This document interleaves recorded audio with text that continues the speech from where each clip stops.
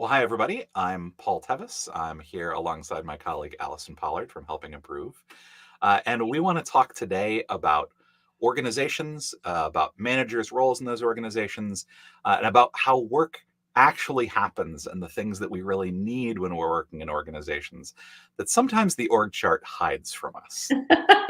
And yet the org chart is like the starting point. You join a company, and one of the first things is probably someone giving you that diagram, all the boxes, all the lines. That's you are here, who's up above, who's alongside, who's down below. It's a way for us to envision how do things connect to one another in this company. Yeah, and the challenge with an org chart is that it's a diagram of reporting structure. But that doesn't necessarily tell you much about how things actually work Mhm. and how work happens. And in fact, you mentioned the sort of here's out to the sides. I think a lot of times, and I worked at a company once where the HR tool that we had for like looking at this, it wouldn't even show you things out to the side. It was literally just you could see Mm. from this person up and down, and it's like, oh, maybe these are the other people that report to that person's boss. But it's like you didn't necessarily see those parallel structures, which often gives the impression that they don't matter. Mhm, mhm. Yeah, and yet I think too, when I've worked in matrixed organizations in particular, that when we had to look at, well, who's on the delivery team and who all do they report to? There's so many different managers based on function that if you wanted to have this team work in a different direction, those managers probably had to come together and agree on it. So it would take four people instead of just one, like you might see in other companies where the whole team reports up to the same manager. Yeah. I always often tell people, like, ignore the org chart at your peril. Like, it does matter, but it doesn't tell the whole story. And in particular, things like that, right? Where it's like if we focus entirely on hierarchy and reporting structure, it really hides the reality of the work and how work happens and what we need to do when we're working in an organization like that in order to help work get done. Right, right. And I think we can agree that an organization like above a certain size, and it's not real big, it's going to take multiple people moving in the same direction for something to happen. It's going to take alignment. It's going to take us working as a network, as one entity. That doesn't mean that we're all like just siloed, looking at this is the only goal. It's recognizing of the goals that we each have, how do we not see them as competing, but find areas of overlap that we can come together and be productive together. Mhm. One of the things that you and I try to do when we're working with managers, right, is we try to equip them with tools that sort of help them understand and make sense of what they're experiencing, and to give them sort of levers for how to make things work. Mhm. One of the tools that we're here really to talk about today, and that we want to share with people, is this idea of instead of focusing on the hierarchy and on the org chart, as a manager, thinking about yourself as being embedded in networks of mutual support. And that's what we really want to explain as kind of an alternative view in terms of how can this help us? What does it mean? And how can this help us navigate and get things done and get what we need in organizations? Yeah, so I'm gonna put that up there. This is the question of what are networks of mutual support. So right away, there's the word network, and then there's that second piece of mutual support. So let's go into the network because we've been talking about that, right, and how it differs from the hierarchy. So as we kind of said, like one of the focus on the hierarchy is largely about that vertical dimension, right, of the org chart and of the structure, and it's about who reports to who, right, who has authority over those sorts of things. And certainly that's a part of it, right? That's an axis of the network. Mhm. And depending on your particular model for this, some people like to invert this. We have the inverted pyramid style of org chart, but what that really misses oftentimes is that horizontal dimension. Those people who are your peers, right? Who you don't have they don't report to you, you don't report to them. You join somewhere in that tree somewhere else, but for whatever reason, you need each other in some way. Right, right. And I know one of the ways that we've looked at that, thinking about, well, who owns the process? Who's going to be the one that's accountable for the technology? Where do customers fit in? Like, who's looking out for the customers? And when you start to look through those different lenses, odds are they are separated amongst different people, possibly very different departments in the organization. Hmm. And those are the folks that you might realize, that's the expertise that I need access to right now, or that my team needs access to. It might be, oh, they play a vital role in contributing to our deliverables. So we must work together. We must coordinate our efforts. Hmm. A simple example from an organization that I worked in, there were at one point the way that teams were structured, right? You had an engineering manager who all the engineers on the team reported to, and had responsibility kind of at the delivery level for what was happening with that team. But they then were connected via network to the product manager who was working with that team, who was really responsible for the product decisions, the customer outcomes, and things like that. They needed to work together in order to be able to succeed, right? In order to generate the results they needed. And then you also had the person who was sitting in that coach role who was really thinking about process and Mhm. things like that. And they that was a network of people who relied on each other. Now, you then had those engineering managers who were connected via a different network to their peers, to the other engineering managers. Because as you point out, it's not like those teams are completely independent of each other. Right, right. And yet, when we looked at an org chart in some organizations, it seems like the teams are completely independent. And that's where we then realize, oh, this system has interdependencies on other systems, or oh, there's a lot of other teams in the same system, that you find those interdependencies pretty quickly. Mhm. And even when they aren't necessarily dependencies, like if you look at it through that lens of what are the things that this team needs to deliver, that these people need to deliver, we need these different sets of expertise. And so we have this network amongst the people who are making those decisions or have that Mhm. expertise. Um, when you also look at like, even if those teams are kind of independent, if I'm a manager and I'm managing this team and I'm working with this and I'm working with these people, or maybe I'm managing people who are spread amongst a number of teams, but I don't have, direct responsibility or direct authority over the delivery of those. I'm in more of that people manager, supporting their growth, supporting them, to be where they need to be. Even if I don't have dependencies for any of that on my peer-wise managers, we're probably running into a lot of the same kinds of problems, and we could probably do well to learn from each other. So that takes us into the mutual support. That, oh, I could ask for just basic commiseration, like, oh, can I like share what I'm seeing, what I'm experiencing with people that recognize this, that can say it's not just you, it's not that you're terrible at your job, this is just the job, this is the circumstance right now. Sometimes it's that like base level connection that is super helpful. But there can be so much more that we mean by mutual support.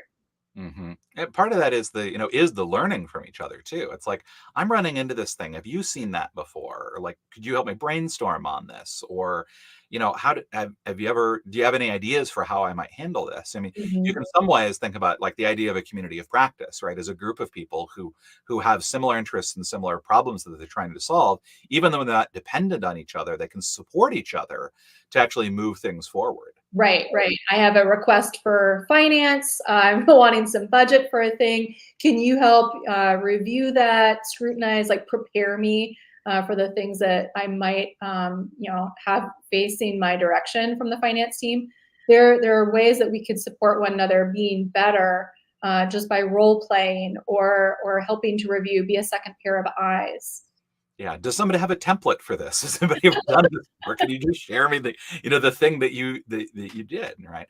And so, I mean, what we're starting to get there is this idea that, support looks like a lot of different things depending on Mhm. where you are. There are some things where it's just like, I need this because the work that I'm doing is dependent in some way. I need you to make a decision. I need this piece of information. I need, those kinds of things. But it can also be things like, things like advice, or the ability to have a sounding board, or things like that. And that's not exclusive, if we think about this in terms of mutuality, to your peers.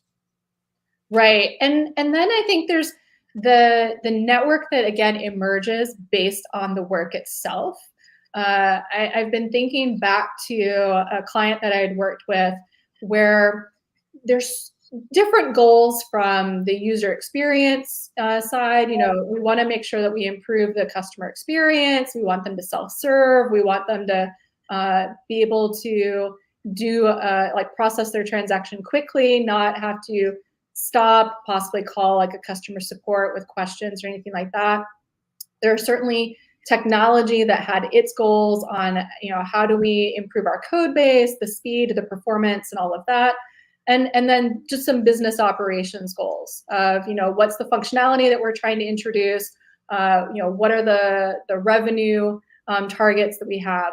Well, teams were struggling, right? Like each one of these goals is very worthy on its own, but it was creating a lot of effort on the development teams, such that it seemed like a small, should have been simple task suddenly ballooned in how long it was going to take.